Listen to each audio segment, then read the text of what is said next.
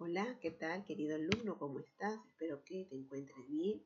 Y bueno, en esta segunda semana ya de lo que corresponde a la unidad número 9, vamos a ver en el área de comunicación lo que va a ser nuestra sesión del día de mañana, 30 de noviembre.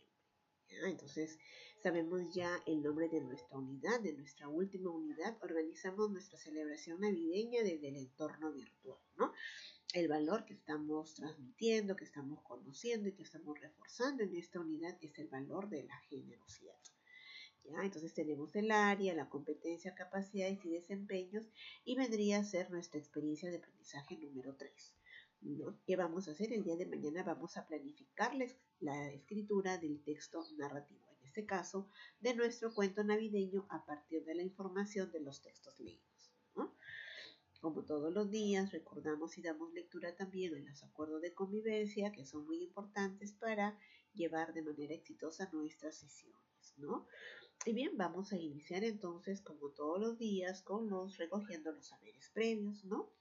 Recordando qué es un texto narrativo, qué tipo de texto narrativo conoces, cuáles son sus características, cuál es el propósito y estructura que presenta, ¿no?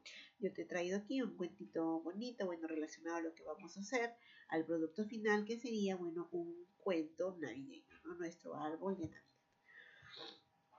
Luego, bueno, aquí tenemos ya el propósito de nuestra sesión, es que vamos a planificar la escritura del texto narrativo, o sea, de nuestro cuento, a partir de la información de los textos leídos.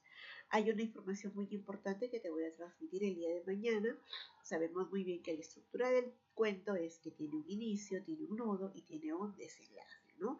En el inicio siempre se presentan los personajes y el lugar, ¿no? Por ejemplo, aquí había una vez dos amigos que vivían en la laguna de Chincha y Cocha, la rana Golía y el delfín rosado, ¿no? Ellos solían divertirse dentro de la laguna, pero una tormenta hizo que la ranita desapareciera, ¿no? Estábamos presentando aquí en el inicio lo que son los personajes y el lugar donde suceden los hechos, ¿no? Luego, en el nudo se va a presentar todo lo que es el conflicto o el problema del cuento. Y finalmente, en el desenlace se da ya la solución al problema. ¿Ya? Tenemos aquí el propósito del cuento, ¿no? Uno es que vamos a dar un mensaje, ¿no? O vamos a dar una lección. Y por último, entretener con historias imaginarias o reales, ¿no? Tenemos aquí el uso, ¿no? de los conectores, también son importantes para la planificación de nuestro cuento, ¿no? Al inicio, por ejemplo, primero, cierto día, al principio, había una vez, ¿no?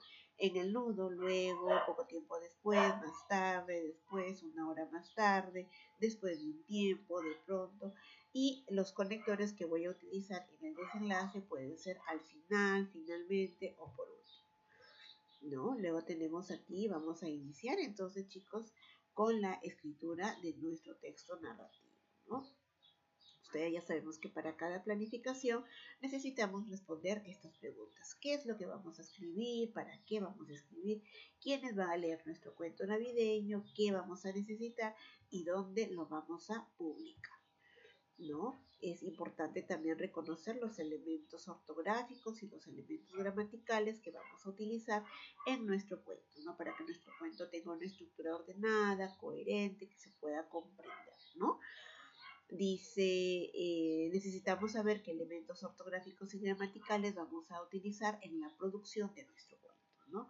Utilizaré correctamente las mayúsculas y los signos de puntuación, usaré correctamente los conectores de secuencia, ¿no? Ahí tenemos algunos signos de puntuación, como los signos de interrogación, admiración, llaves, los puntos suspensivos, el punto y coma, las comillas, los dos puntos, el guión, etc., ¿no? El uso de las mayúsculas, ¿no? Y bueno, algunos conectores que debemos tener en cuenta para la producción de nuestro texto, ¿no? Y bueno, los recursos ortográficos también, ¿no? Los signos de puntuación.